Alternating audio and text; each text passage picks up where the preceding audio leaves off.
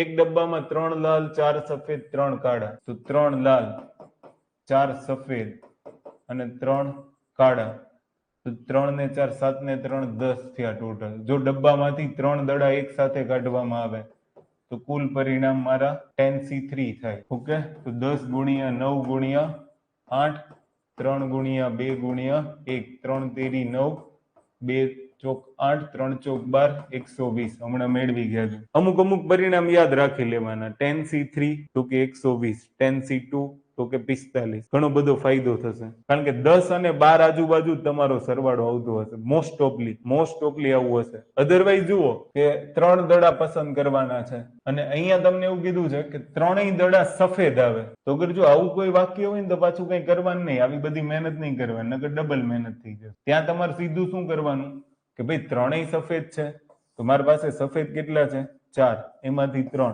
એટલે 4C3 અને કુલ પરિણામ 10C3. C3 આવ્યું તો ઉપર 3 વખત રિવર્સ લખો, નીચે 3 વખત રિવર્સ લખો, એટલે એક જ વખત ગણતરી કરવી પડશે.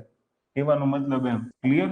10 ગુણ્યા 9 ગુણ્યા 8, તો 2 ચોક 8, 4 4 કેન્સલ, 3 તેરી 9, જવાબ આવશે 1/30.